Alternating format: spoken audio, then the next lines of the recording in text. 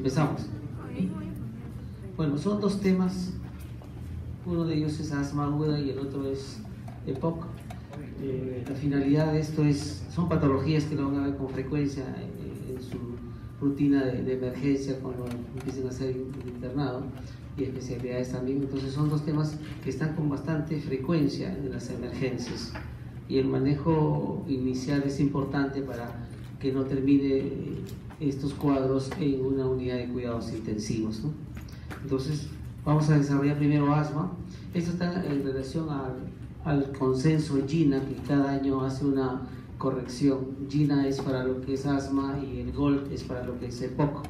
¿Bien? Las definiciones no varían, obviamente, permanece así, pero agregándose algunos factores genéticos, ¿no? Por ejemplo, acá esta definición de asma, en donde hablan que es una inflamación crónica de las vías aéreas, ¿no? Donde hay una fisiopatología importante de elementos celulares con mediadores que van a predominar en esta inflamación y que van a causar lo que se llama la hiperreactividad de la vía aérea, ¿no? Y esto pues son episodios que generalmente son recurrentes en aquellos pacientes asmáticos no bien controlados, ¿no? Y la característica propia de la clínica es pues disnea, sibilancia, opresión torácica, tos. Son signos no específicos de asma, ¿no? Por eso que es importante, cuando una persona debuta con asma, aclarar bien el diagnóstico para poder establecer adecuadamente el tratamiento. ¿Sí? Cada episodio de descompensación de asma obviamente va asociado a una variable dentro de lo que es la obstrucción de la vía aérea, ¿no? Pero el punto principal de asma es que es un evento reversible, a diferencia de la enfermedad pulmonar obstructiva crónica, ¿no? ¿Bien?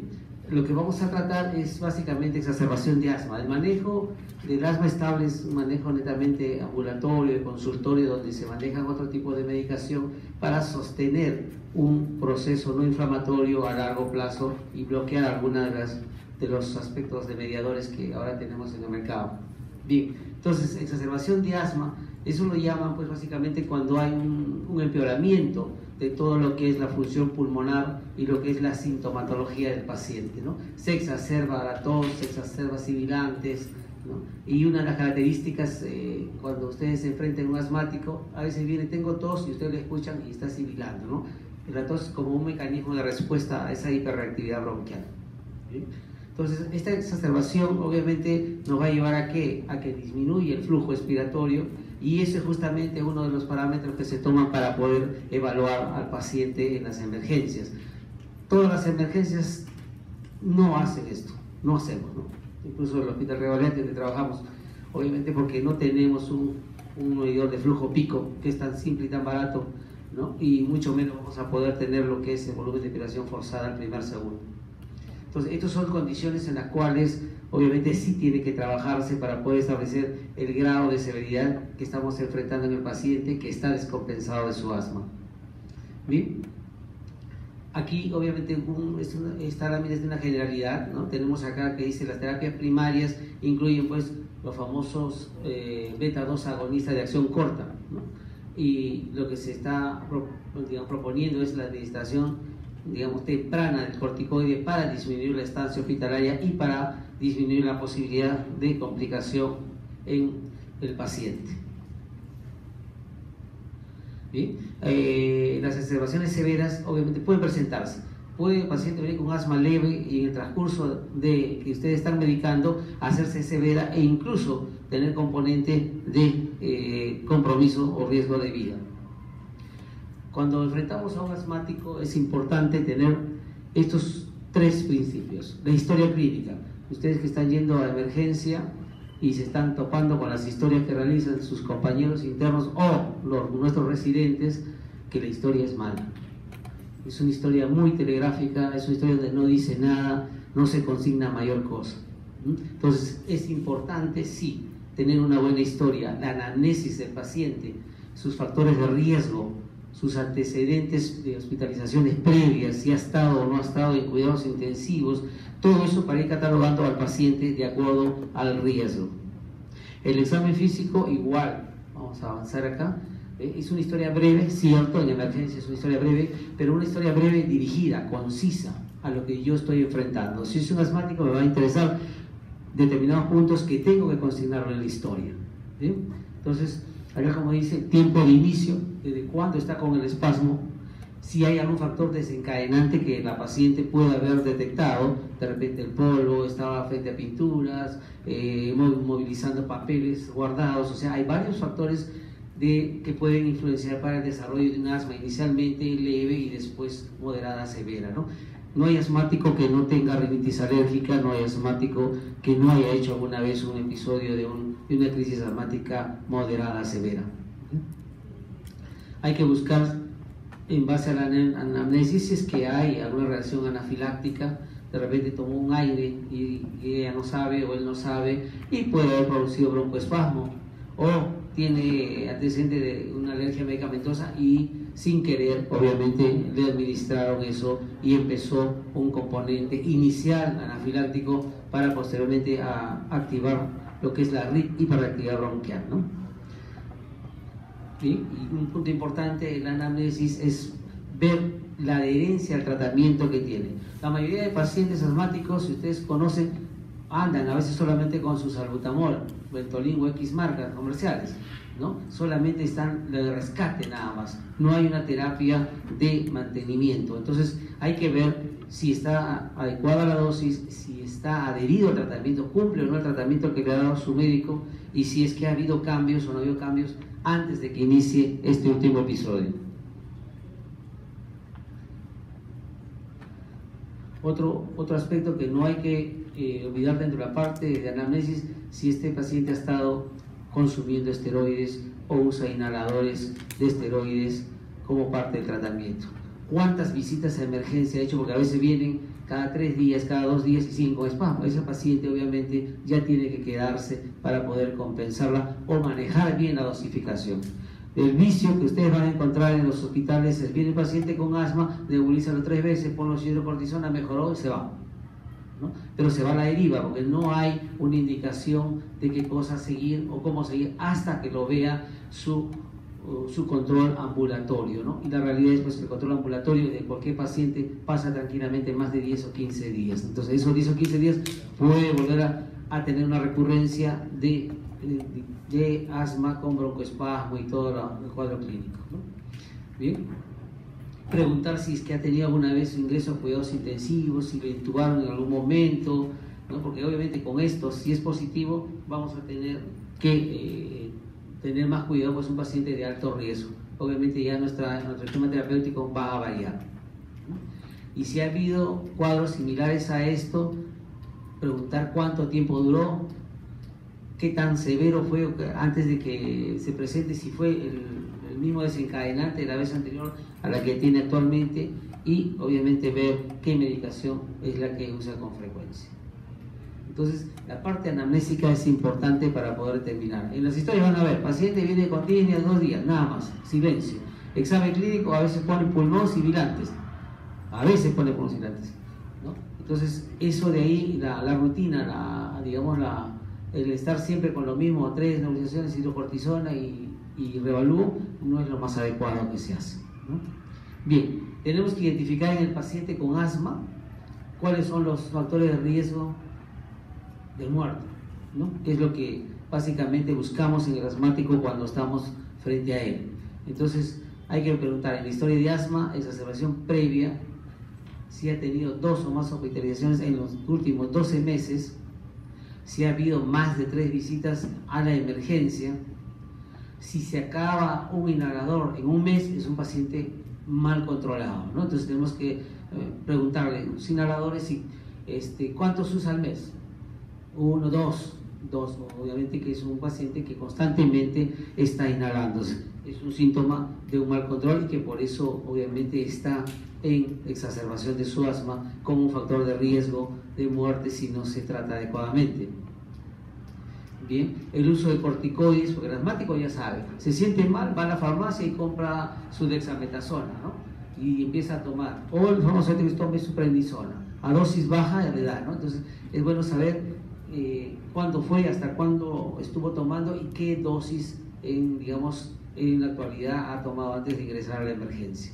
¿Por qué es importante? Porque sí, esto es un marcador de severidad. Si ha estado tomando una dosis dentro de lo aceptable y todavía sigue con lo que es un paciente pues con una exacerbación moderada a severa, ¿no? Historia social es importante. Los inhaladores, ahora hay baratitos, el salbutamol, pero obviamente hay inhaladores de mantenimiento que borden entre los 150 a 300 soles, ¿no? Entonces obviamente si hay una condición económica baja, bien difícil que puedan cumplirlo.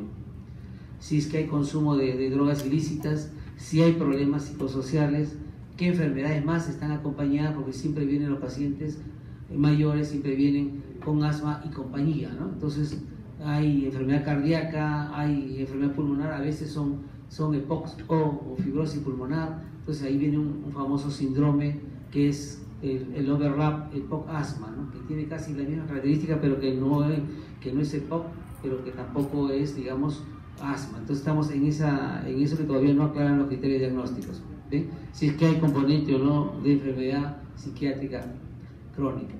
El examen físico tiene que ser, y tienen que acostumbrarse ustedes a evaluar cómo debe hacerse. ¿Qué significa? Si yo tengo un paciente asmático, obviamente tengo que examinar bien la parte tórax, ¿no? Tengo que ver, tengo que inspeccionar, a ver si hay tiraje, no hay tiraje, si es que hay alguna una erupción, algo en piel que me pueda orientar que no solamente es asma, sino otra cosa.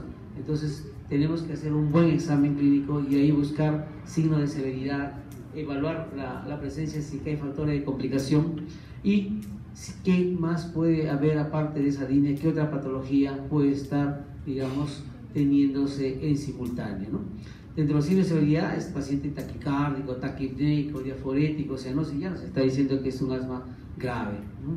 Lenguaje cortado con mayor ración, ausencia de sonido respiratorio, estamos hablando ya de un asma en la cual, donde hay silencio respiratorio, es un asma con riesgo de vida.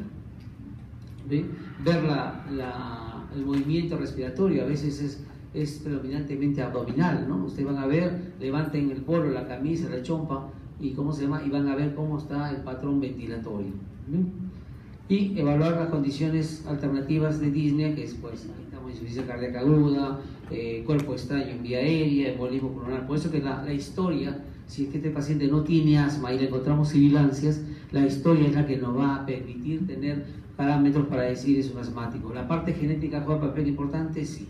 Si en la familia hay condiciones o familiares que sufren de asma o algún tipo de alergia, ya sea nasal o cutánea, entonces nos está diciendo que probablemente él ha sido de niño, si no se acuerda, un niño atópico, ¿no? Entonces, con una gran predisposición a hacer lo que es hiperreactividad bronquial, ¿no? Entonces, ese es el papel importante en la cual así tienen que examinar ustedes al paciente, ¿no? En toda la extensión del tórax, no dejando pasar ninguna área sin ocultación, ¿no? ¿Qué han visto ustedes en el hospital? Si han pasado por tópico, a veces mucho se evalúa encima del polo, encima de la chompa. Cierto, se escucha, pero puede dar sonidos falsos. Entonces, tiene que ser con el torso descubierto, ¿no? En el caso de las damas, cuando van a examinar una dama, obviamente es lo ideal. Ojo, cuidado, si es que es una dama, tengamos bastante cuidado. Pueden ustedes llamar al personal técnico o si hay un familiar, con el familiar examinar la paciente con el torso libre de ropa o levantado para poder evidenciar bien, ¿no? Esto es protección legal que hacemos, ¿no? Porque no faltan casos en que algunos han sido acusados, me estaba tocando, ¿no? La acusan, pero no, ¿no? Entonces por eso siempre es en compañía. Cuando es una mujer, en compañía de un personal técnico o enfermería si es que tiene, o el familiar directamente y explicando qué van a hacer. Muchas veces solamente levántese la chompa, pero obviamente hay que explicar qué está pasando y por qué estoy haciendo ese procedimiento o ese examen físico. ¿Bien? Pero no todo lo que sibila es asma, pues, ¿no? O sea, ahí obviamente hay toda una lista de diagnósticos diferenciales que debemos tener en cuenta en ese momento si no tenemos el antecedente de que el paciente sea asmático, ¿no? Entonces ahí ya empezamos a jugar con la suspicacia clínica, en la cual puede irnos desde un EPOC hasta problemas cardíacos tipo insuficiencia cardíaca o muchas veces tromboembolia pulmonar, que a veces debuta con sibilancia, ¿no? Sibilancia y disnea. Y ese paciente no es asmático, no tiene factores de riesgo familiar, nunca ha tenido problema alérgico asociado, lo más probable es que no sea un asma y que esa sibilancia sea por otra patología diferente de lo que son árbol bronquial. Bien. Otro punto importante es las infecciones respiratorias. Las infecciones respiratorias por microorganismos atípicos produce bastante hiperreactividad, incluso en pacientes que no son asmáticos. En este último invierno hemos visto bastante problemas de traqueobronquitis espasmódica, ¿no? Entonces, no hay asma, pero han tenido sibilancia. Se ha tenido que usar corticoides, se ha tenido que usar inhaladores como un asmático, pero obviamente después hay que hacer los test diagnósticos para definirlo. En niños es mucho más fácil, ¿no? Son pocas las variantes. Siempre tener en cuenta el club a la cabeza, ¿no? A veces se les pasa, como a algunos pediatras les ha pasado, ¿no? El club tratado como una neumonía que después de una segunda consulta recién hacen un diagnóstico adecuado. Las neumonías virales, cuerpo extraño en vía aérea, bronquiolitis, lo más frecuente en la edad pediátrica,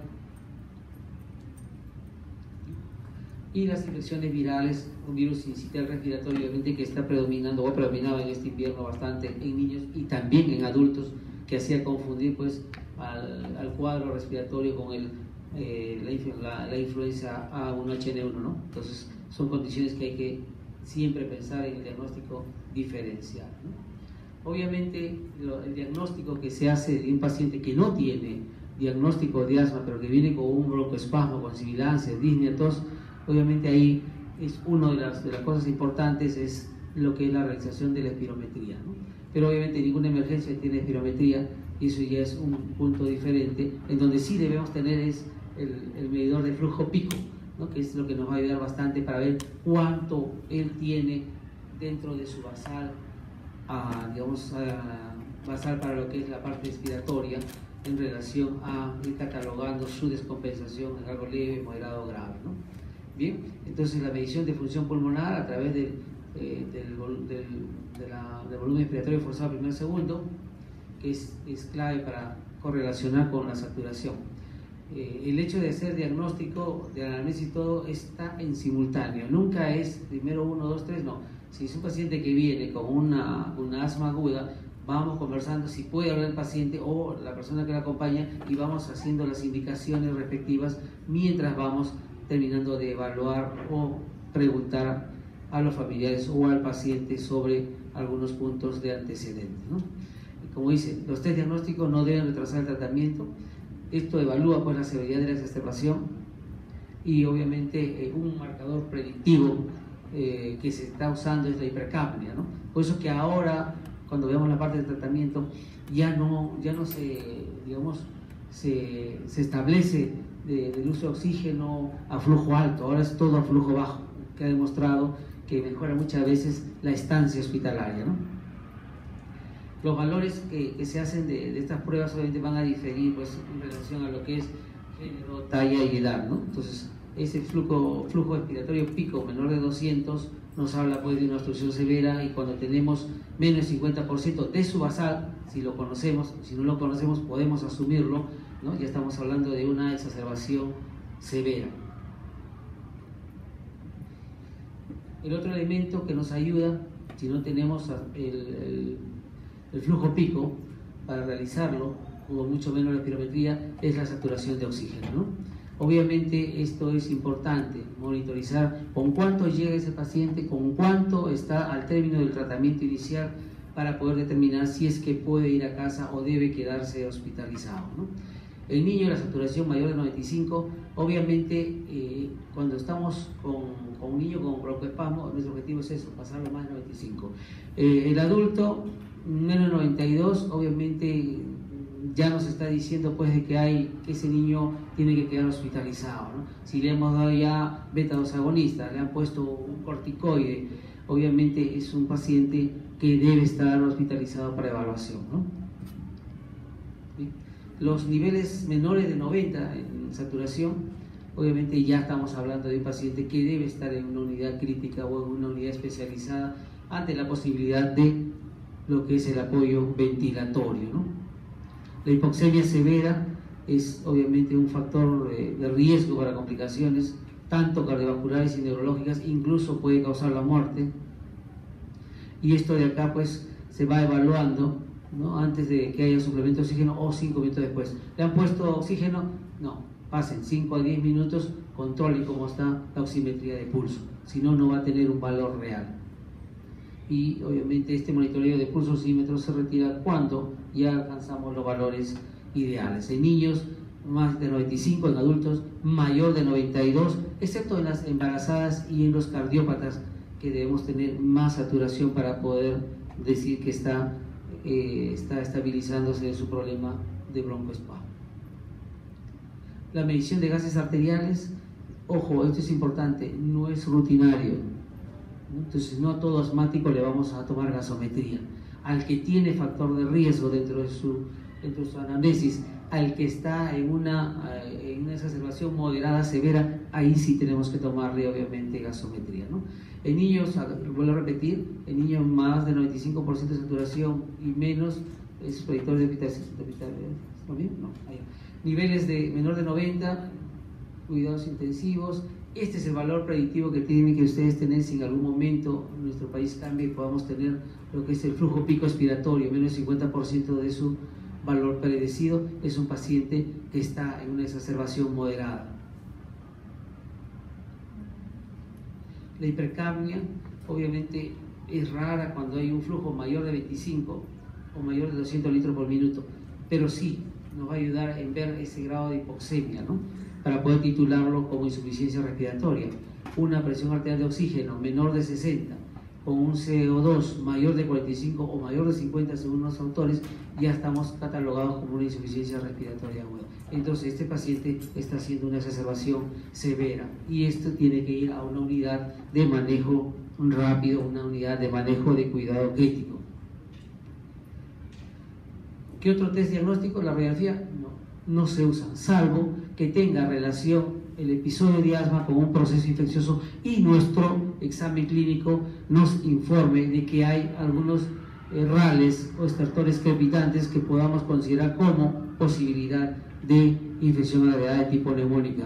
O dos, si es que hay una condición de desaturación a pesar del tratamiento, no hay buena respuesta y clínicamente no escuchamos bien, existe la posibilidad de que pueda estar dentro de las complicaciones del asma la presencia de neumotórax.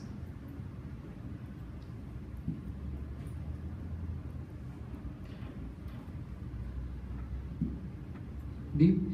El monitoreo de CO2 es un punto importante, por eso que la hipercapnia se está tomando bastante auge en el monitoreo, ¿no? Entonces acá nos citan la exacerbación de asma típicamente presenta hipocarbia, porque empieza el paciente a hiperventilar, ¿no? Pero después sucede lo contrario, ese paciente, si no hay respuesta, va a agotar músculos respiratorios y va a empezar a retener CO2. Y entonces ahí, al retener CO2, va a empezar la cascada de trastorno de sensorio, somnolencia, desorientación, y ese paciente ya no está para una emergencia, sino para una unidad de cuidado crítico o cuidados intensivos. Niveles normales o altos de CO2 están relacionados con insuficiencia respiratoria. Eso es ya por fisiología, ¿no?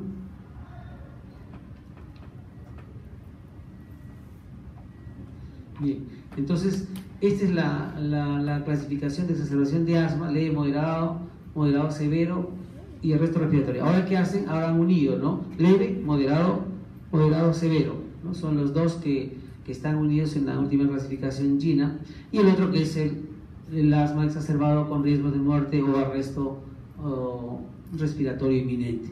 Estos son parámetros que hay que seguir, pero son lo que hacemos clínicamente, ¿no? Vemos al paciente disneico, hablamos con él, vemos su estado de sensorio, tomamos frecuencia respiratoria, vemos en el examen físico si hay o no hay músculos accesorios que están siendo utilizados, si hay tiraje supraesternal, si hay tiraje intercostal, si hay presencias sibilantes. Vamos a tomar el pulso, está taquicárdico, no está taquicárdico, ¿no? O sea, todo lo que hacemos está ahí. Parece larga la lista, pero es todo lo que hacemos. En menos de 3 minutos hemos hecho todo, ¿no? ¿Por qué? Porque podemos catalogar. Si el paciente va caminando, se echa a la camilla, conversa con ustedes, pues ni hablar, es un asma leve. Pero si ya está en reposo y ya está con frases entrecortadas, obviamente este paciente está yendo a lo que es moderado a severo, ¿no? Con lenguajes así, ya sea con frases o solamente con palabras. El estado de alerta igual lo chequeamos. viene caminando, responde todo el interrogatorio, está lúcido ese paciente, viene y hay una tendencia realmente a no estar atento, pues obviamente ahí estamos hablando ya de que hay una alteración y probablemente si tomamos una gasometría vamos a encontrar algún tipo de alteración. No se olviden nunca la frecuencia respiratoria. No hay en las historias, ustedes ven con cuánta frecuencia respiratoria llegó el paciente. Entonces tomen la frecuencia respiratoria.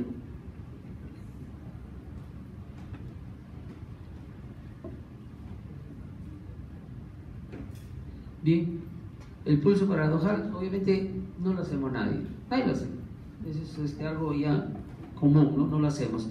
¿Por qué? Porque uno, lo que es quizás la saturación de todas las emergencias te impide hacer todo lo que se tiene que realizar, pero hacemos lo necesario para poder tipificar bien al paciente, ¿no? Entonces, si hay oportunidad de hacer o tomar pulso paradojal, pues ni hablar. Es uno de los criterios también que nos dice la presencia de ellos, obviamente nos está diciendo que la exacerbación es severa, ¿no? O sea, va aumentando el pulso paradojal, o sea, ese descenso de la presión arterial de inspiración hasta 25 mililitros de mercurio en adultos y de 20 a 40 en niños. Esto ya nos está hablando de una exacerbación severa. El otro, que es lo que no contamos en la emergencia, que es el flujo expiratorio pico, para poder determinar, ¿no?, si es que hay o no hay alguna eventualidad de exacerbación moderada, severa, o si es algo leve. La presión arterial de oxígeno debemos tenerla normal en el leve, en el moderado severo, pues inicialmente no más de 60, y luego empieza a caer, obviamente porque ya empieza a aumentar el fenómeno de alteración de la ventilación perfusión, y entonces empieza a caer y el paciente también ya empieza a tornarse con otra clínica, puede tener cianosis oral, ¿no?, o distal, pero ya estamos hablando ya de un paciente que está en condiciones más delicadas, ¿no? La saturación, obviamente, si tiene más de 95, si está entre 91 y 95, y si está menos de 90, ya sabemos que es un asma severa, ¿no? Y el resto, obviamente, es un paciente en la cual pues no tenemos sinología, es un paciente con lo que es silencio respiratorio, ¿no? El paciente está somnoliento, está confuso, hay un movimiento tóraco-abdominal, hay un desbalance tóraco-abdominal, ese paciente no está taquicárdico, sino al contrario, tiende ya a la bradicardia, ¿no? Y esos son los factores de riesgo, o pre-parada respiratoria y después parada cardíaca secundariamente. ¿Sí? La hipoventilación se desarrolla más rápido en niños que en adultos, ¿no? Por eso que el niño asmático rápidamente se complica y es el que más complicaciones puede tener por esa rapidez de, ¿cómo se llama?, de desarrollo de hipercapnia. Obviamente en la fisiología del tronco, de tórax, obviamente es un tórax pequeño y donde puede ser mucho más lábil a la respuesta del CO2 y a la hipoxemia propia, ¿no? ¿Bien? Entonces, esta es la parte inicial donde ustedes eso lo han hecho rápido: anamnesis, examen físico, han planteado en qué grado está esa exacerbación, leve, moderada, grave, o si está con compromiso de vida, ¿sí? Una vez que han hecho eso y han planteado su diagnóstico de asma aguda grave, leve, moderada, cualquiera de ellos, y empiezan ustedes a realizar el tratamiento. Obviamente esto es paralelo, ¿no? Cuando sean internos y les llegue un paciente con asma, no esperen a terminar la historia y recién presentarlo al asistente correspondiente. Si ustedes saben que es asma y está con sibilancia, satura a 94, inmediatamente ustedes presenten el caso para que ya se vaya iniciando la nebulización, y paralelo a ello van terminando de hacer todo el examen clínico o aumentando más su anamnesis y antecedentes. Entonces, el tratamiento objetivo de la exacerbación de asma es, en primer lugar, corregir la hipoxemia, ¿no?, en moderada a severa, porque obviamente la leve no hay hipoxemia, pero moderada a severa ya estamos teniendo alteración de la presión arterial de oxígeno, y por lo tanto ese es nuestro objetivo, ¿no?, corregir lo que es la hipoxemia. ¿Bien?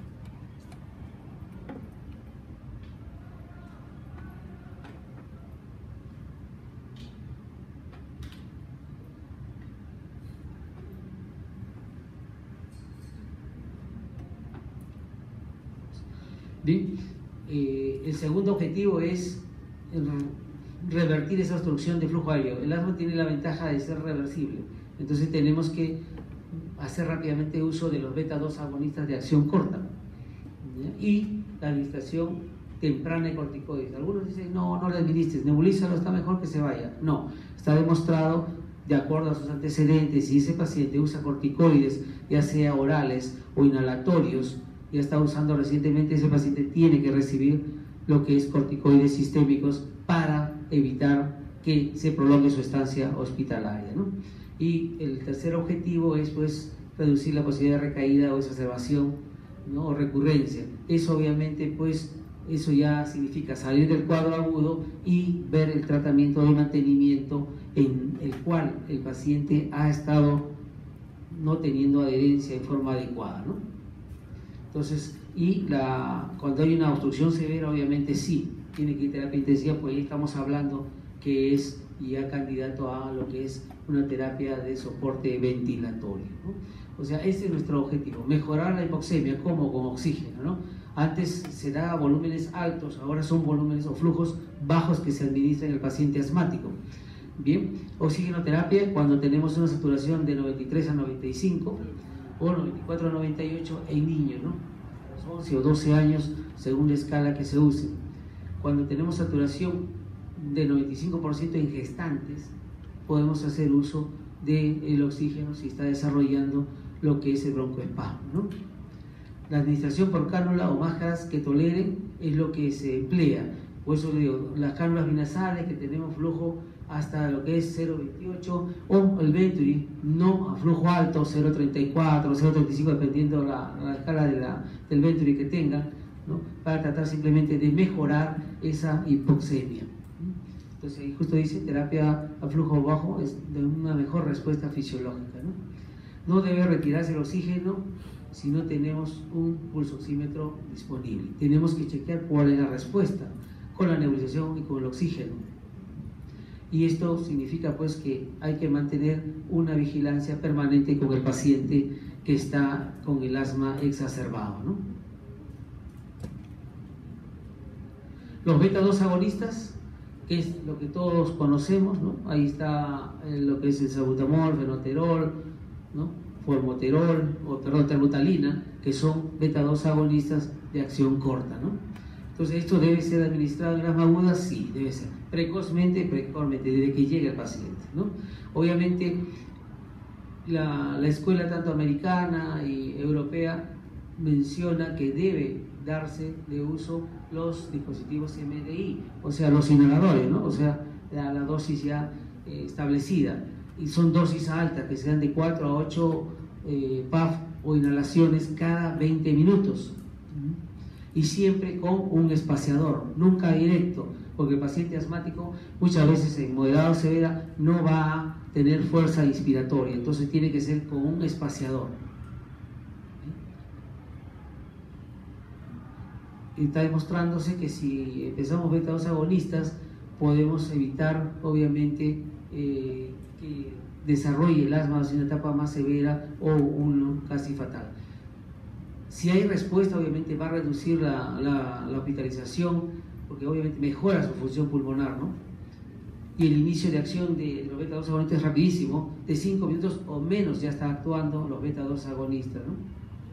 Entonces acá el esquema siempre es cada 20 minutos. No tienen ustedes los inhaladores, usen la nebulización continua, ¿no? Que es cada hora continua. ¿Y para qué? Para poder mantener un nivel de broncodilatación. Bien, esto es todo lo que tenemos acá. Tenemos salbutamol. Terbutalina hay, pero no lo usan, o sea, no hay en las emergencias. Fenoterol, que sí lo tenemos tanto en las gotas para nebulización como en el MDI, en el disparador. Eso sí lo tenemos acá en el mercado, ¿no? Entonces, siempre son dosis altas, acuérdense, salbutamol 400 a 800 microgramos que se tiene que dar cada 20 minutos, ¿no? Y obviamente el fenoterol en la misma condición, dependiendo de la presentación. Ambos tienen 100 o 200. Si tiene 100 y quiero dosis alta, 800. Si no hay de 200 a mano, igual, ¿no? Hay que hacer 8 PAF cada 20 minutos para romper ese broncoespasmo. Lo que se requiere es romper el broncoespasmo mientras estamos manejando la hipoxemia con suplemento de oxígeno. ¿Bien? Los broncodilatadores sistémicos que son raros, obviamente no usamos en el asma, pero sí usamos cuando hay pues una anafilaxis evidente o un angioedema. ¿Qué significa? Un asmático que ha hecho una reacción alérgica severa con compromiso de vía aérea, ¿no? Ahí sí, obviamente sí tenemos que usar lo que son los beta-2 agonistas sistémicos a la cabeza de epinefrina, ¿no? Para evitar que haga pues una obstrucción mayor de cuerdas vocales. Y terbutalina, que son los dos fármacos que empleamos en el caso de anafilaxis o angioedema, ¿no? No es una medicación de rutina en el asma, solamente en esta complicación. El bromuro de ipatropio, que es también beta-2 agonista antimuscarínico, ¿no? Entonces ha demostrado tener un buen efecto broncodilatador, por eso que ya se asocia a la terapia con beta-2 agonistas. No mejora corticoides beta-2 agonistas, hay que adicionar el bromuro de ipatropio, ¿no? Y obviamente todos los estudios pues consideran que la combinación de ambos va a mejorar y disminuir el tiempo de permanencia en el hospital, ¿no? Acá tenemos la presentación pura, que es bromuro ipatropio, que tiene 20 microgramos por disparo, y los otros que son combinaciones con el fenoterol y con el salbutamol. ¿Qué usamos en los cuadros agudos? Solamente el bromuro de ipatropio, solo, sin combinación, ¿no? Corticoides, obviamente el uso tiene que ser precoz. Dentro de la primera hora de emergencia ya deberíamos estar usando. Si está patente la vía oral, la prednisona a dosis de 0,5 a 1 miligramo por kilo de peso, ¿no? Si es que no está patente, el paciente está vomitando, la tos es muy exigente, podemos empezar con corticoides endovenosos. Dentro de ellos tienen ustedes la variedad, ¿no? Tienen hidrocortisona, tienen metilprednisolona, tienen dexametasona, ¿no? Las tres opciones que manejamos en la emergencia. ¿Cuál se usa? Obviamente cada uno va a defender su posición, ¿no? Yo uso dexametasona, yo uso hidrocortisona, ¿no? Yo uso metilprednisolona. La mayoría, generalmente, hay buena respuesta con la metilprednisolona, ¿no? Cuando es de uso sistémico. Entonces, pero corticoides y cualquiera de los que se usa en forma precoz va a beneficiar al paciente. ¿Sí? Entonces son los endovenosos cuando el paciente está con mucha disnea y no puede deglutir, el paciente está soporoso, obviamente, ni hablar, intubado mucho menos, ya sabemos que todo es endovenoso, cuando hay presencia de vómitos, básicamente. Aquí tienen una lista ustedes de los corticoides que tenemos acá, ¿no? Betametasona, deflazacor, hidrocortisona, metilprednisolona, prednisona. ¿Qué usamos con más frecuencia? Vía oral, prednisona, ¿no? No queremos tener muchos efectos sistémicos de corticoides, podemos dar el deflazacor, pero obviamente el de mejor respuesta es prednisona, ¿no? Y de acceso endovenoso, hidrocortisona o metilprednisolona, que es la recomendación que se puede dar, ¿no?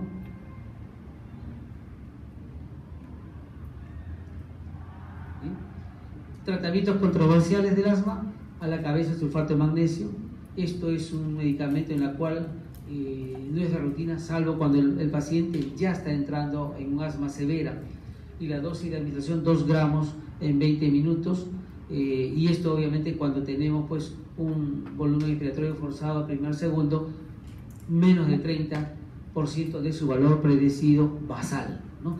Lo que pasa es que acá los asmáticos no conocen cuál es su flujo pico basal, ¿no? Porque no hay ese control en las partes ambulatorias, ¿no? El neumólogo debería hacer eso y tener como una tarjetita su flujo pico. Entonces ya sabemos en qué porcentaje está de su basal en relación a sus controles ambulatorios. ¿Bien? Un sulfato de magnesio indicado en adultos y niños sin respuesta a tratamiento inicial e hipoxemia persistente, ¿no? O sea, esta es una parte, un poco de rescate que usamos cuando ya hemos completado los beta-2 agonistas, hemos completado lo que es corticoide, estamos con terapia de soporte ventilatorio y todavía hay broncoespasmo. Esa es la indicación de usar sulfato de magnesio. El punto de abajo donde hablan salbutamol nebulizado con sulfato de magnesio es todavía evidencia B, ¿no? Porque han hecho estudios que mejora la función pulmonar. Y si analizamos, sí, porque si le ponemos solución salina, en sí la solución salina tiene un aspecto de todas maneras netamente irritativo inflamatorio. Entonces el sulfato de magnesio por esta vía puede usarse con el salbutamol o beta-2 agonistas que tengan en su emergencia para nebulizarlo, ¿no? Entonces Eso es una de las cosas que no se hace rutinariamente, pero que debería hacerse en lugar de estar usando solución salina. Es como cuando ustedes ven a un paciente con tubo y solo nebulizan con solución salina. ¿Para qué? No tiene sentido, ¿no? Dice para mejorar la fluidificación. No está demostrado que si yo nebulizo con solución salina voy a mover secreciones. No hay trabajo referente a eso, por lo tanto no debería usarse. Quiero mejorar fluidos o quiero mejorar fluidez de secreciones, hay que darle los mucolíticos que sí están establecidos su acción. Dentro de ellos, pues la acetilcisteína, ¿no? Que tiene un componente, pues, aparte del mucolítico, de ser antiinflamatorio bronquial, ¿no? Por eso que el asmático, el EPOC, se le da pues acetilcisteína cuando tiene secreciones por 10, 15, 20 días para poder manejar bien ese acúmulo de flema. Bien, cuando todo esto está fallando, la alternativa es asociarlo a heliox, la combinación de helio con oxígeno, ¿no? Esto, ¿por qué? Porque su fisiopatología pues demuestra que reduce la resistencia del flujo aéreo en el árbol bronquial, ¿no? O sea, predomina la turbulencia, entonces es ahí donde entre el helio y el oxígeno y trata de regular, como hacer una sola vía recta, ¿no? Es lo que quiere el bronquio. Entonces esa es una opción, no lo tenemos acá, pero es una opción que se está usando ya en los pacientes con asma aguda grave, ¿no? Bien. Esto es un esquema de tratamiento, ustedes lo ven ahí, ¿no? Ahí tenemos, este es el caso de una exacerbación leve, ¿no? Entonces ahí tenemos que a la cabeza, ¿quién está?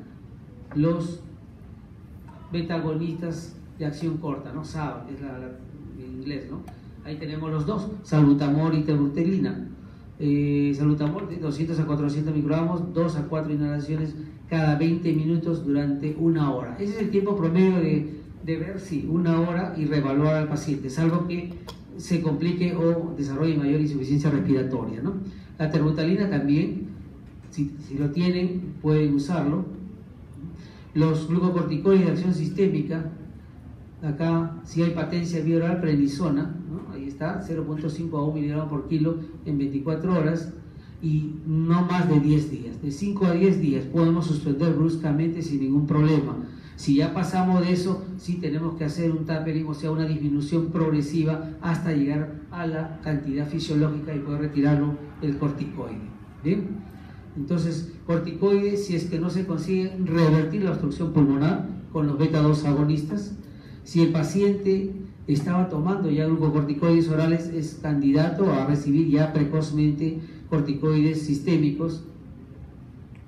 Si ha existido exacerbaciones que han requerido corticoide, igual, por eso que es parte importante de la anamnesis. Se mejora esto dentro de la hora, revierte, cuando tenemos una buena saturación, ese paciente puede ser dado de alta con las indicaciones adecuadas de qué cosas seguir para evitar la recurrencia en el tiempo de evaluación en su consulta externa. Cuando tenemos una exacerbación moderada, ustedes se dan cuenta que aparentemente es bastante, pero no, ahí está simple, oxígeno de arranque, ustedes tipifican una exacerbación moderada, oxígeno a la cabeza, los beta-2 agonistas o lo que es los beta-2 con acción antimuscolínica, ¿no? Un glóbulo de hipatropio está ahí a la cabeza, 0,5 miligramos cada 20 minutos y obviamente tenemos que considerar, si es que no tenemos en el nebulizado intermitente, hacerlo continuo y siempre que si tenemos el inhalador, siempre manejemos espaciador o cámara, ¿no? O aerocámara para poder llegar bien a tener un efecto broncodilatador. Los glucocorticoides sistémicos, ahí ustedes lo ven, está la prednisona, hidrocortisona a la cabeza, no ponen la metilprednisolona, eso es cuestión netamente de estudio, ¿no? Pero la metilprednisolona tiene un efecto muy importante, que tiene poca actividad mineral o corticoide, entonces a veces se prefiere tener eso para evitar los efectos colaterales de los corticoides, ¿no? Entonces prednisona de 20 a 40, ¿no? Que puede ser dado generalmente, puedes darlo en una sola dosis, es una sola toma en la mañana, o lo puedes dar fraccionado siguiendo el ritmo circadiano, ¿no? Mañana y tarde, 8 a.m., 4 p.m., para poder no alterar el ritmo circadiano, ¿no? Bien, y los glucocorticoides inhalatorios también es importante, una vez que hemos hecho oxígeno, que hemos usado oxígeno, beta-2 agonistas, dentro de ellos salbutamol asociado a hormona hipatropio, estamos con corticoides sistémicos, y obviamente tiene que instalarse lo que es el corticoide inhalatorio. Eso es importante porque vamos trabajando sobre lo que es básicamente antiinflamatorio de mantenimiento, ¿no? Y entre ellos pues la fluticasona y la budesonida están acá. Ahora tenemos la mometasona, pero los estudios radican básicamente con fluticasona, budesonida. Estaba antes la betametasona, pero ya se ha quedado solamente con estos dos corticoides, ¿no? Entonces ahí es el punto en el cual podemos empezar ya. Muchas veces pasa 3, 4, 5 días y siguen con hormona hipatropio o salbutamol, pero no han iniciado corticoides inhalatorios porque ese paciente tiene que salir pues obviamente de alta, ¿no?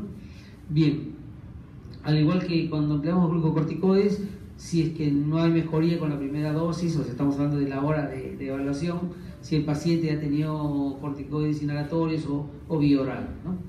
Entonces, si todo esto está fallando, entonces ahí tenemos ya la segunda fase, que es la aplicación del sulfato de magnesio, ¿no? Acuérdense esto, una dosis única nada más, de 2 gramos en perfusión, ¿no? Obviamente cuando tenemos un volumen expiratorio forzado primer segundo bajo, por debajo de 30 o 35% de su teórico o su basal promedio, ¿no? Entonces, eso es dosis única, ojo, no es para aplicación cada 8 horas, cada 12 horas, nada, ¿no? El segundo es el Helix, lo que hemos comentado. Después ya viene lo que siempre se está propugnando, paciente que está todavía consciente, está lúcido, podemos colocarlo en ventilación mecánica no invasiva, es lo ideal. Esto es digamos, lo que se busca actualmente, mantener esto antes de llegar a la ventilación mecánica ya invasiva, ¿no? Entonces, la no invasiva es importante, el paciente está despierto, tiene condiciones todavía de poder respirar, jalar músculos, hay que manejarlo con ese modo de ventilación. Las santinas, ustedes han visto, a veces está en estatus asmático, ponle aminofilina. No se debe usar.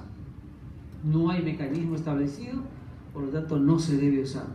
Desde el año 2014, 2012 ya están con las líneas pues, de santinas no usarlo, ¿no? Antiguamente se decía así, y así no mejora, colócale santina, dentro de ello la aminofilina, ¿no?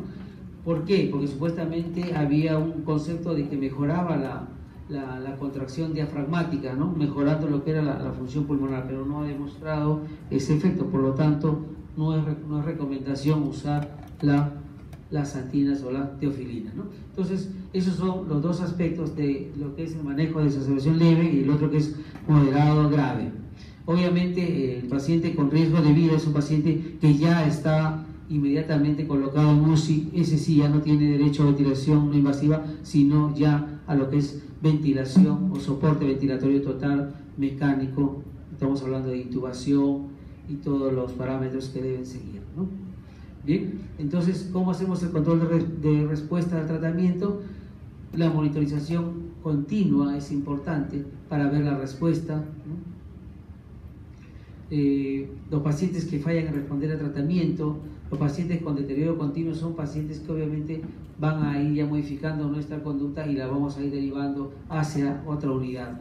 Van a revelar que tenemos una unidad en la cual es intermedia, tenemos una pseudo intermedia que está por el 4º piso y la UCI cuando ese paciente requiere y se cama. Si no, se quedan nuestros pacientes en la unidad de shock trauma con ventilador, con todo, ¿no? ¿Bien? Cuando, digamos, hay beta-2 agonistas con pobre respuesta, es eso lo que nos permite a nosotros el monitoreo estrecho, constante, de ver todo esto, ¿no? Si el tratamiento está haciendo efecto, si es que la exacerbación de repente pasó de moderada a severa, o si no hay respuesta al tratamiento para ya ir pensando en los segundos niveles de atención de ese paciente, ¿no? Ver su condición clínica y nunca olvidar de mantener el pulso oxímetro, la oximetría de pulso para ver su saturación de oxígeno, ¿no? Obviamente, si tenemos un paciente que se va deteriorando, ese paciente ya debe tener una gasometría para ver si ya estamos entrando en la parte peligrosa que es la acidosis respiratoria. ¿Sí?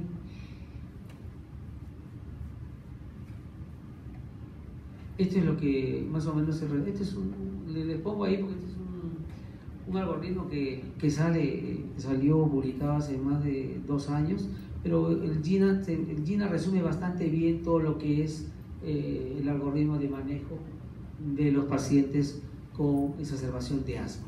Ventilación mecánica UCI, obviamente cuando vemos al paciente ya en franca fatiga, ¿no? Y sabemos que ese paciente ya no va a tener fuerza muscular, tenemos que pasarlo a ventilación mecánica invasiva. Trastorno de conciencia es el otro parámetro, deterioro del flujo respiratorio pico o del volumen respiratorio forzado al primer segundo. Si hay acidosis respiratoria que está increciendo, está aumentando, ojo, de repente empezó con 45, 50 de CO2 y empieza a 60, 80 o 100, entonces ese paciente obviamente ya es candidato a ventilación mecánica para mejorar ese intercambio gaseoso y mejorar o revertir el flujo pulmonar, ¿no? Bien, estas son las complicaciones de asma, ¿no? Si logran ver algo acá. Si ustedes ven acá esta placa, ven ustedes acá zonas oscuras, esto ya es pared, obviamente es pared, ¿no? Zonas oscuras, esto acá también, miren, esta zona no se debe ver acá, estas son zonas oscuras laminares. ¿Qué es eso? Es enfisema subcutáneo, ¿no? Entonces eso de ahí es importante. Toquen, el paciente que está con asma, el paciente que está con deterioro progresivo, siempre toquen para ver si es que hay enfisema. No solamente toquen acá, toquen cuello, parte posterior del cuello, cara anterior de tórax, lateral de tórax, para que puedan sentir el crepitar, ¿no? El crepitar. Y en esta placa, ¿observan algo? Este campo pulmonar izquierdo, con bastante tracto. Pero ¿qué más veo acá? Está hiper claro, ¿cierto? Está radio transparente. Y este es el muñón. Este es el muñón del pulmón. O sea, esto es un neumotórax, ¿no? Son complicaciones más frecuentes en el asma y que debemos estar atentos, porque a veces ya el paciente entra con un asma moderada y sigue asmático. Y a veces el error es la evaluación diaria, ¿no? Para ver cómo están los ruidos respiratorios. Y muchas veces nos damos con sorpresa que pone murmullo vesicular, se transmite bien, nada más, pero el paciente está polipneico, está disneico, minuciosamente hay neumotórax, ¿no? Entonces ese es un punto en el cual hay que llamar la atención a todos, ¿no? Porque si no examino, no coloco, ¿no? Y ustedes van a ver en las historias, es una cadena nada más, ¿no? Lo que dice el otro sigue, no hay muchas veces una variación de la evolución del paciente, pero hay que buscarlo. En el asmático tenemos que buscar estas dos complicaciones. Asmático, ya intubado de repente y que sigue con un mal patrón respiratorio, con un AGA, con una gradiente alta, ojo, busquemos estas dos cositas que pueden ser las que están complicando la evolución del asma.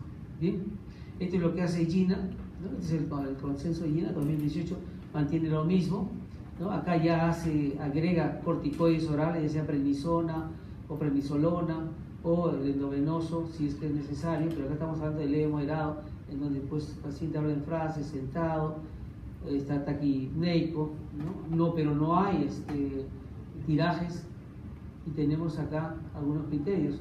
Ya está taquicárdico, una saturación menor de 95, 90, 95, y esto es lo que no tenemos, pero ya está con 50% del predecido nada más. Y la terapia inicial, que debemos hacer uso de lo que es beta-2 agonista corta, bromuro hipatropio, ¿no? Para tratar de mantener una saturación pues por encima de 90, 92, y si podemos tenerlo más, mucho mejor todavía, ¿no? El niño pues sí hay que tener siempre una saturación mayor de 95 con el tratamiento que se administra, los corticoides. El severo, obviamente, es el paciente, seguro muchos de ustedes ya han visto un asma severa, el paciente no emite frases, simplemente palabras, está hacia adelante como buscando aire, ¿no? Está agitado, puede haber trastorno de sensorio, agitación, una taquimia mayor de 30, y acá ya empieza a hacer uso de músculos accesorios y mayor ya la taquicardia que tenga y una saturación que va en descenso de 90 para abajo, ¿no? Entonces ahí sí viene la segunda parte que estamos hablando de lo que hemos revisado, beta-2 agonista, bromuro hipatropio, corticoides, ya sea aquí ya entra a tallar los corticoides sistémicos, y acá ya empieza a considerarse el sulfato de magnesio dosis alta de corticoide todavía no hay un estudio que revela, como en aquellas enfermedades autoinmunes donde tú le das un pulso de 1 gramo, pero todavía no hay estudio definido de uso de corticoides a dosis alta. ¿Se puede emplear? Se puede emplear. La respuesta todavía no está monitorizada 100%. Si continúa con todo esto, obviamente pues ese paciente está yendo hacia la parte de lo que es soporte en una unidad de cuidados intensivos, ¿no? Entonces son criterios que ustedes ven ahí, ¿no? Del volumen respiratorio forzado menos del 60% del predecido del personal y falta de respuesta a todo lo anterior, es un asma severa y eso obviamente tiene que ya ir pensando en transferir a una unidad de cuidados intensivos, ¿no? Bien, eso es lo de asma. Yo creo que es algo sencillo, pero que obviamente requiere lo que es la monitorización del paciente. ¿Alguna duda sobre asma para pasar a EPOC? Bien. ¿Han visto pacientes con EPOC? ¿O solo han visto pacientes con asma? Esta es una cosa en la cual el patrón obviamente está intermedio, ¿no? El asma como tal y el EPOC, ¿no? Ambos. Un asmático puede terminar con EPOC, puede terminar con EPOC. Entonces existe ese síndrome que hemos hablado de un overlap EPOC-asma, ¿no? Entonces por eso que no hay una definición 100% de decir esto es asma y esto solamente es EPOC, porque puede ser un asma con EPOC. Bien, ¿qué es la enfermedad pulmonar obstructiva crónica? Esta es una enfermedad que lo recalca siempre el consenso GOL, ¿no? Que es una enfermedad prevenible y tratable. ¿Por qué? Porque el desarrollo de esta enfermedad está basada en lo que son noxas externas, ¿no? Ahí tenemos el tabaco, sustancias químicas, ¿no? Que son los que van a producir a la larga este fenómeno de deterioro del parénquima pulmonar.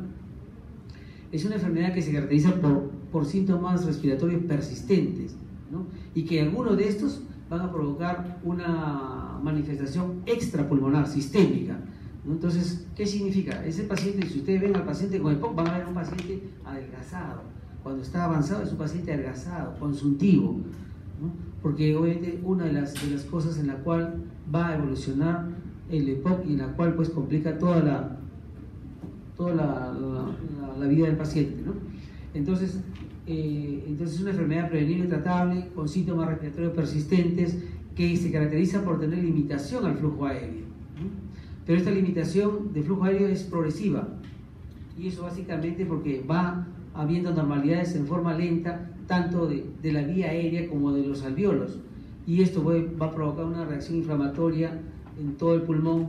¿Y eso por qué? Siempre por estímulos externos, ¿no? Entonces, por eso que siempre se recalca que es prevenible y tratable.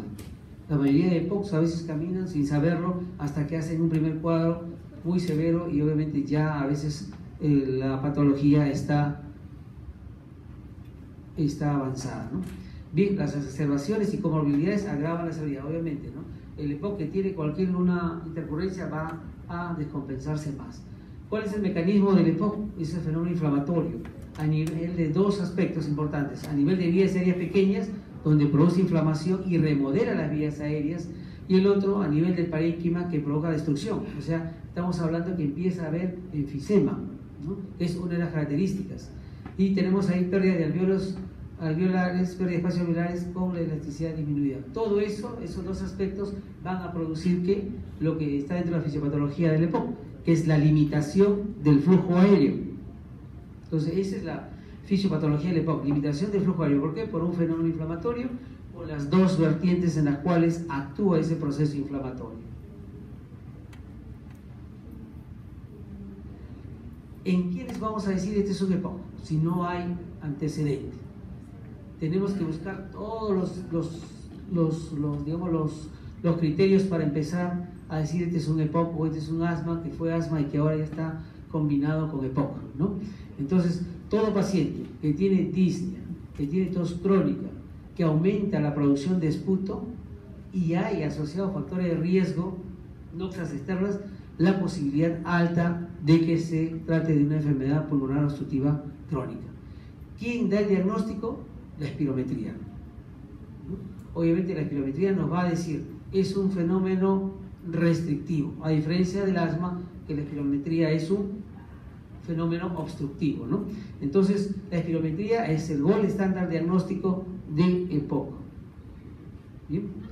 ¿Cómo valoramos la gravedad? Se basa en la presentación de los síntomas, la gravedad de la alteración espirométrica. Estamos hablando de esa relación de volumen expiratorio forzado primero y segundo con lo que es capacidad vital forzada, menos de 0.7, es el que confirma la presencia de EPOC, ¿no?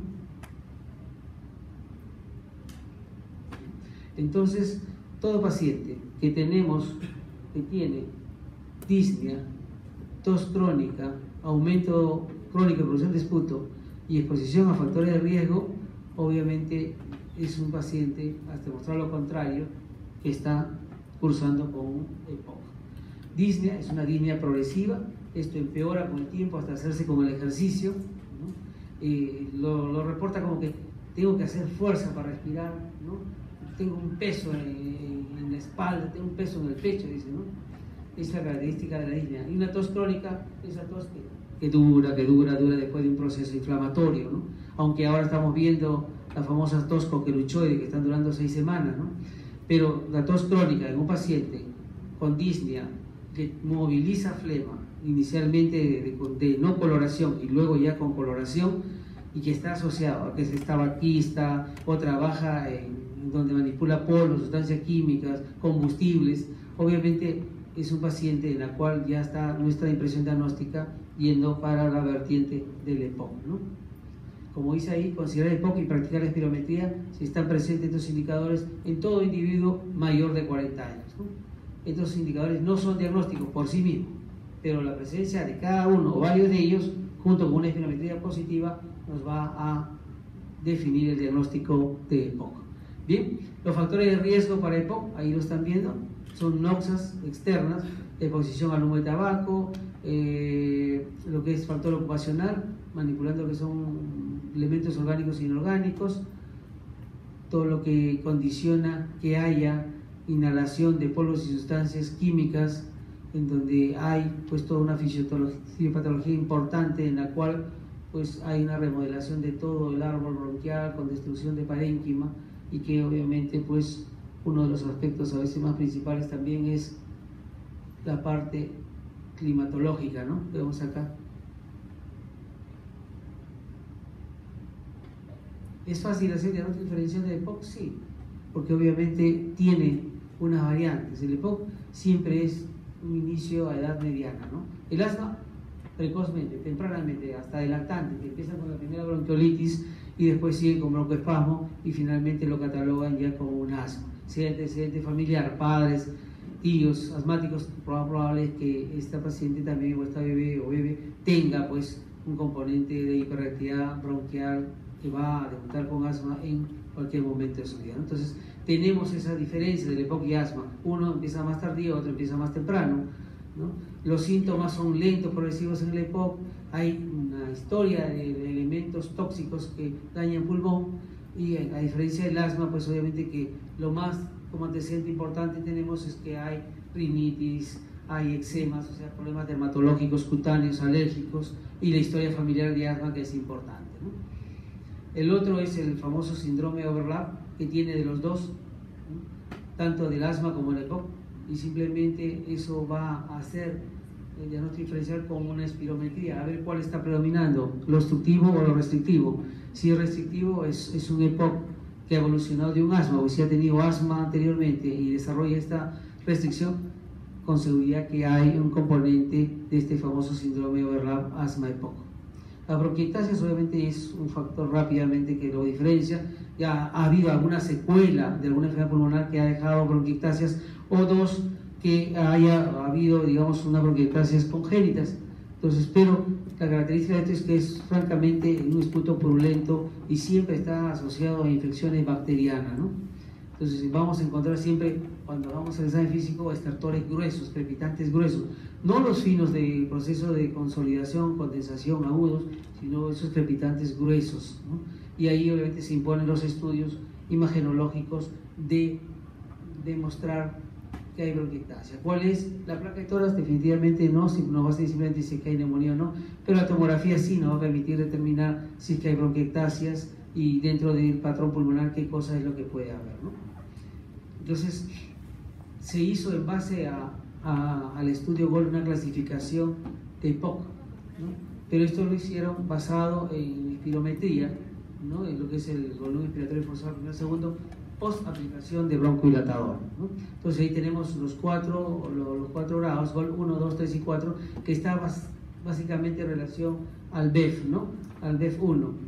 Leve cuando tenemos 80% predecido, moderado entre 50 y 80, severo entre 30 y 50 y muy severo cuando tenemos menos del 30% del predecido, ¿no?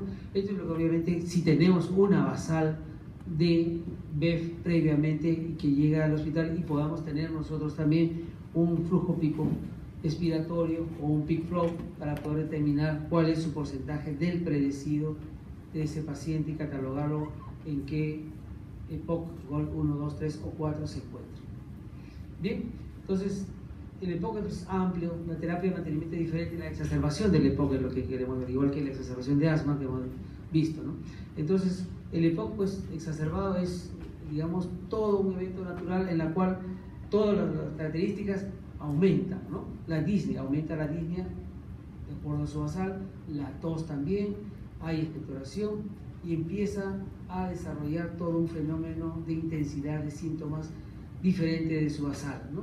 Entonces esto a veces es de inicio súbito y a veces cuando empieza súbito, disnea, tos o más disnea o más tos, a veces se tiene hasta la sospecha de una tromboembolia pulmonar, ¿no? Pero no es así, sino es una disnea crónica que ha incrementado en estas últimas semanas y ha conllevado una exacerbación y que puede influenciar o darnos evidencia de poder modificar el tratamiento habitual de este paciente, ¿no? Bien, las causas más comunes de exacerbaciones son infecciones del árbol traqueobronquial. Solamente un tercio no son identificados, ¿no? O sea, haces cultivo de secreción, toma muestra y sale negativo.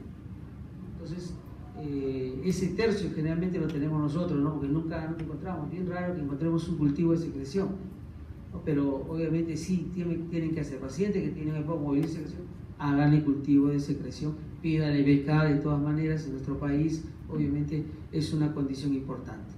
Bien, los broncohilatadores inhalatorios,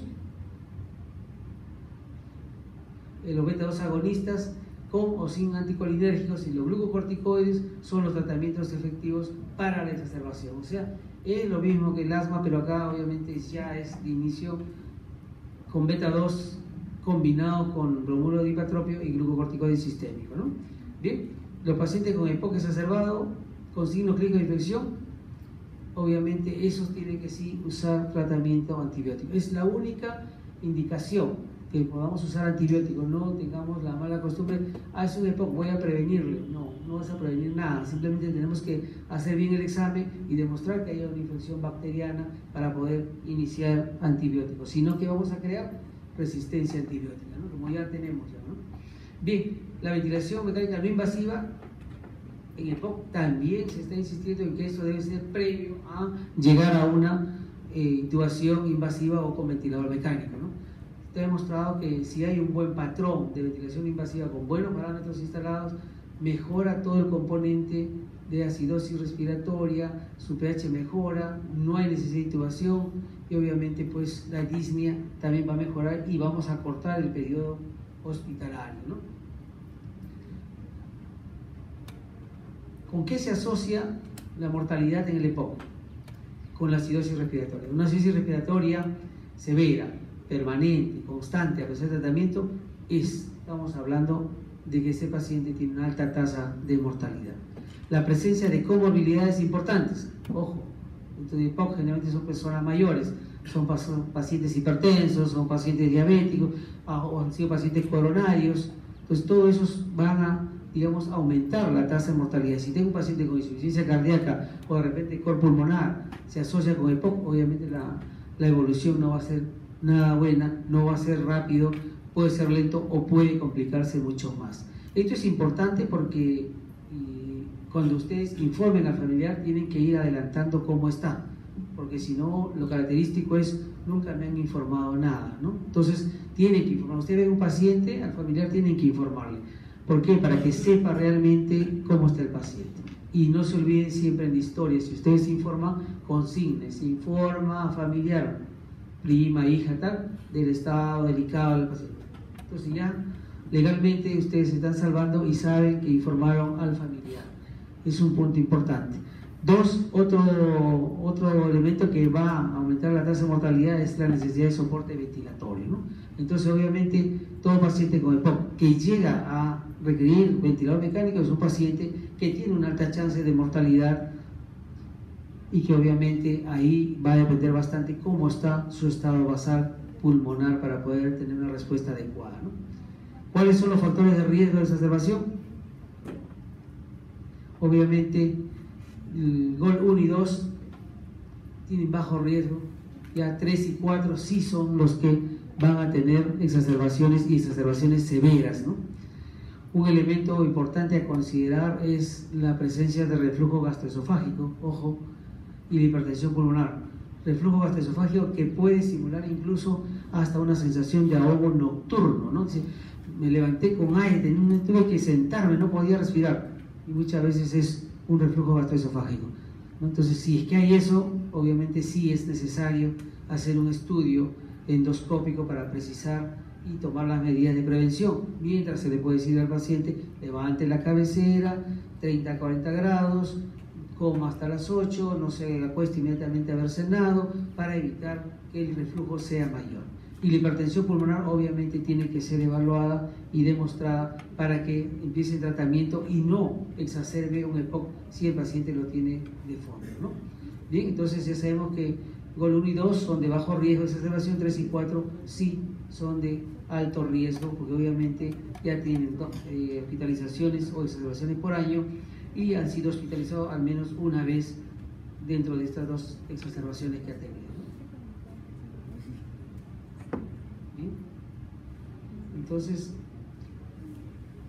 este es el punto importante, el diagnóstico basado en el elemento central, que es la historia médica, en donde tenemos que consignar el incremento de dificultad respiratoria, desde cuándo, siempre ha tenido, pero desde cuándo ha aumentado, la presencia de sibilantes o presión torácica, si ha habido fiebre, si ha habido incremento de tos, si es que la secreción ha cambiado de color, ha aumentado en cantidad. Estos 4 aspectos nunca se olviden en el paciente de EPOC, que es el que va a modificar el tratamiento y la decisión a dónde va a pasar este paciente.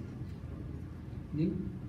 Obviamente aquí es la evaluación del EPOC exacerbado, la historia médica que hemos conversado, los signos de severidad, al igual que asma, el uso de músculos accesorios, respiración paradojal, hay ya compromiso periférico, ¿no? Ya hay cianosis, puede haber edema, ya puede haber hipotensión, entonces y puede semejar signo de insuficiencia cardíaca, o de repente ese paciente ya desarrolló una insuficiencia cardíaca dentro de su cuadro que no ha sido diagnosticado, ¿no?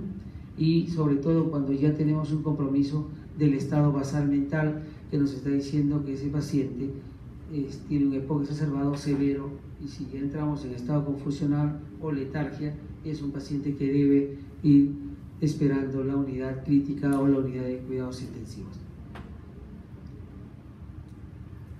¿Qué produce estas exacerbaciones? Obviamente va a haber un impacto en la calidad de vida del paciente. ¿Qué significa eso? Ese paciente va a empezar a no nutrirse adecuadamente, porque sabe que si come mucho le va a faltar el aire, se limita, entonces empieza a desnutrirse. Debilidad marcada, hipotrofia muscular, es un paciente que a las finales se va postrando. Síntomas, disfunción y función pulmonar, ¿no? Esto obviamente, cada exacerbación va a alterar más la función pulmonar, y eso demostrado con espirometrías seriadas en las cuales el patrón restrictivo se puede hacer mucho más severo, ¿no? Aumento de la mortalidad, sí, cada exacerbación es una posibilidad de mortalidad alta, ¿no? Y obviamente el aspecto fisiológico de una alteración propia de toda la función pulmonar. Aumenta el costo económico, claro, es un paciente que obviamente mantener un paciente con EPOC es un paciente caro, desde que usa inhaladores, desde que tiene que estar sometido a terapia respiratoria, que no lo hacen acá en el Perú, o sea, ningún paciente va a terapia respiratoria. Entonces son condiciones en las cuales pues, se va creando a un EPOC que sabemos que en 2 exacerbaciones o 3 exacerbaciones va a terminar en ventilación mecánica, porque es un pulmón y una caja torácica ya agotada. Bien, entonces la gasometría es importante para evaluar la severidad. Ahí están los criterios que ustedes conocen de insuficiencia respiratoria: un PaO2 menos 60 con un CO2 más de 50 con un FIO 0,21. Ojo, siempre tómenle, antes que coloquen oxígeno, tómenle por favor la muestra de gasometría. La presencia de acidosis moderada severa con hipercapnia progresiva es un factor de insuficiencia respiratoria, ventilación mecánica y obviamente pronóstico reservado. Radiografía de tórax debemos hacer, sí, en el paciente con EPOC, sí, porque es un paciente que sí más se va a asociar con procesos neumónicos como complicación frecuente. EKG también, el electrocardiograma, ¿por qué? Para ver si es que ya hay alguna anormalidad no detectada. De repente tenemos hipertrofia ventricular, ya sabemos que de repente el paciente ha tenido o tiene una arritmia, ¿no? Entonces hay, y digamos, o ha habido eventos isquémicos no detectados. De repente una operación de pecho con un poco de compensación de POC, no tomaron electro y desarrolló algún tipo de isquemia miocárdica no detectada y que no evolucionó para mal. Dentro de los exámenes de laboratorio, cultivo de esputo y antibiograma siempre es importante. Bueno, bioquímica sanguínea y hemograma como parte de la evaluación para ver si hay un proceso infeccioso que el hemograma nos puede dar. Y ahí nos falta quizás aumentar la proteína C reactiva, ¿no? Que nos va a decir cómo está su respuesta del paciente ante la noxa infecciosa. Entonces, la clasificación de las exacerbaciones está en leve, moderado y severo. El leve, obviamente, se trata con broncodilatador de dirección corta. El moderado, ya estamos con lo mismo, más antibióticos, ojo, y corticoides orales. El severo es un paciente que tiene que estar hospitalizado o en algún lugar de la emergencia y que está siempre asociado a insuficiencia respiratoria. Entonces ahí, si ya tenemos una insuficiencia respiratoria y el paciente despierto, es candidato a ventilación mecánica no invasiva. Ese es el punto importante. Grábense por favor, porque eso es lo que se quiere hacer siempre antes de llegar al ventilador. Bien, entonces, ¿qué tenemos que hacer? Manejo de exacerbaciones. Estos son los criterios de hospitalización. Cuando hay un aumento de todos los síntomas, ya tenemos considerado como un EPOC severo. Hay nuevos signos como que hay cianosis, edema periférico puede ser secundario a hipertensión cardiopulmonar, ¿no? O una insuficiencia cardíaca de fondo asociada a su EPOC. Cuando no hay una respuesta a la terapéutica inicial, cuando tiene comorbilidades significativas, de repente es un paciente hipertenso, diabético, renal crónico. Entonces son criterios que dicen, no, a este paciente mejor lo hospitalizamos porque es de alta tasa de complicación si lo dejo ambulatoriamente, ¿no? Con los exámenes que han tomado usted, su gasometría, su radiografía, todo eso le va a dar más criterios para poder definir la hospitalización, ¿sí? Si está visitando constantemente la emergencia, o sea, exacerbaciones frecuentes, sí es necesario también hospitalizarlo. Y sobre todo si es de edad avanzada, como es la población alta de nuestros pacientes en las emergencias, es un criterio para tenerlo hospitalizado, monitorizarlo y después dado de alta, ¿no? Y si cuando no hay soporte domiciliario adecuado, obviamente pues no tiene cómo manejar, no lo manejan bien en casa, a veces hay que compensarlo, estabilizarlo y después ya pasarlo a domicilio, ¿no? Entonces este es el resumen de lo que debemos hacer frente a un EPOC severo exacerbado, en donde tenemos que evaluar severidad, síntomas, gasometría y radiografía de tórax. A la cabeza, terapia de suplemento con oxígeno, ¿no? Obviamente, si tenemos hipoxemia, empieza a bajar la saturación, todavía no retiene CO2, hay que darle oxígeno. Flujo bajo, no le den flujo alto porque su hipercapnia de ellos es el que les permite respirar. Damos flujo alto de oxígeno, vamos a quitar ese estímulo y obviamente va a empezar a retener más CO2 con compromiso sensorio y vamos a tener la parte final que el paciente va a estar en cuidados intensivos. La terapia inicial, beta-2 agonista de acción corta, con uso de espaciadores, ¿no? Se agrega los anticolinérgicos, las antinas, amiofilinas, ahí falta poner no hay que usar, siempre lo dejamos ahí, pero no hay que usar santinas. Glucocorticoides oral si es que está patente o sistémicos si es que hay una contraindicación, y la terapia antibiótica siempre y cuando haya un incremento de la disnea, volumen de esputo y que sea purulento. Cualquiera de estos tres, con dos de los anteriores ya debemos usar antibiótico. ¿Y qué antibióticos debemos usar? Obviamente son antibióticos de acuerdo a lo que es patología, de acuerdo a lo que es la patología o el mapa microbiológico que deben tener en su hospital, ¿no? Bien, entonces este es como un resumen de todo. Beta-2 agonistas de acción corta, como anticolinérgicos, corticoides sistémicos, que va a mejorar lo que es el BEF1, metilsantinas no recomendadas, ventilación no invasiva, es el primer modo de ventilación que debe hacerse el paciente con insuficiencia respiratoria y EPOC. Y finalmente, en los que ya fracasaron con todo el tratamiento y llegó al agotamiento, ya hay que pensar en la ventilación mecánica invasiva, ¿no? Acá hay un error, invasiva, ¿no? Bien, esto es en base a la patología de los microorganismos. Lo más frecuente que tienen que recordarse: la presencia de Haemophilus influenza, de Streptococcus pneumoniae, la Moraxella catarrhalis, que son los que más van a dar complicaciones. Entonces tenemos que coger tratamiento antibiótico más o menos en la población que sospechamos que tenga. Y si ha habido hospitalización previa y ha salido de alta, al tercer cuarto día regresa, ya estamos hablando de una infección respiratoria intrahospitalaria. Y entonces ahí hay que cubrir más los factores de riesgo de Pseudomonas, más los gram positivos que puede tener este paciente, ¿no? A la cabeza, obviamente, siempre están los beta-lactámicos, ¿no? Los macrólidos, como acitromicina, claritromicina, ¿no? Las quinolonas también, es un espectro muy amplio. Dentro de las quinolonas tenemos ahí los que más llegan a parénquima pulmonar, que es moxifloxacino y levofloxacino, ¿no? Aunque ahora un poquito que se está satanizando las quinolonas por los múltiples efectos colaterales que están reportándose, pero que es parte que siempre ha habido, ¿no? Pero obviamente hay que tener cuidado ya ahora al prescribir con las comorbilidades que pueda tener el paciente y la edad del paciente. Ustedes dan quinolonas a una persona anciana a veces en la noche y no puede dormir, entra en insomnio o empieza a alucinar, ¿no? Que son los elementos adversos que con frecuencia estamos viendo. Entonces, de preferencia que sea tomado en el día para no tener ningún disturbio de sueño o de compromiso de sensorio secundario medicamentoso, ¿no? Esto es riesgo de Pseudomonas cuando ha sido hospitalizado 2 o más días en los últimos 90 días, y obviamente cuando se aísla en el cultivo, pues Pseudomonas, obviamente tenemos que dar la medicación específica para ellos, ¿no? Ahí ya, si queremos avanzar más, podemos empezar dando ya pues las nuevas penicilinas, ¿no? La piperacilina con tazobactam. No empiecen con bombas de frente de meropenem y penem vancomicina, no, siempre vayan en escala, a menos que haya criterios que nos indique que es una sepsis severa o un shock séptico. Bueno, una sepsis severa o un shock séptico, en la cual tenemos que atacar multifocos y tenemos que pensar si es bueno o no combinar los carbapenem con los glicopéptidos para ver si es que tenemos o no una buena sinergia.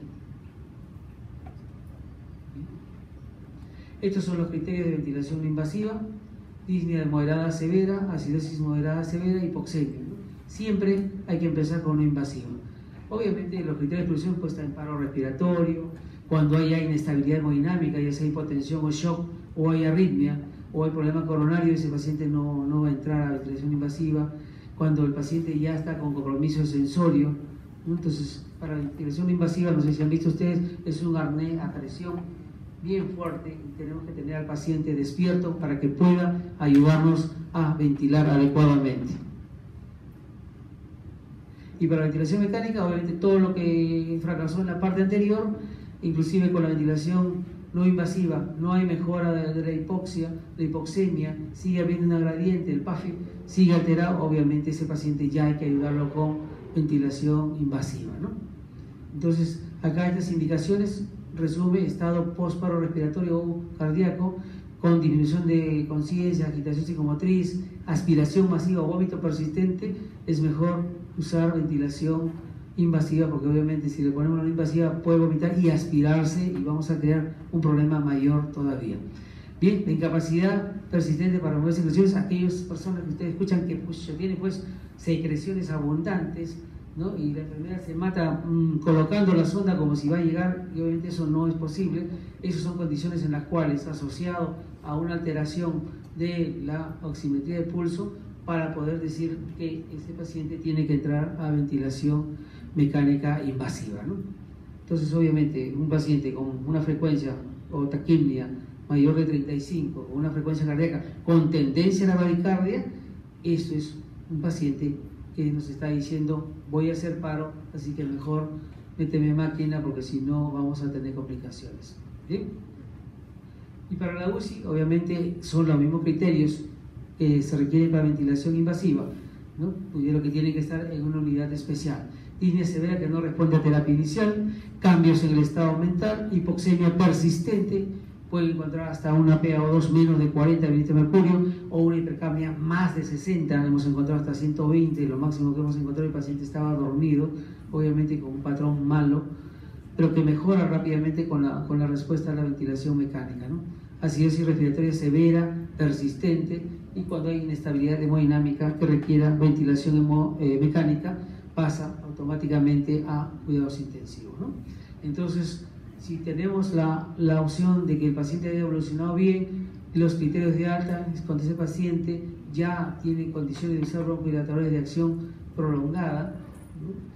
Y ya sea con o sin corticoides, pero preferencias con corticoides, y que haya, digamos, una enseñanza al paciente de cómo usar. Los pacientes no saben usar sus inhaladores. Si ustedes ven a un asmático, hace así, está así, está caminando y está haciendo eso, ¿no? Porque prácticamente no ha habido una enseñanza de cómo hacerlo.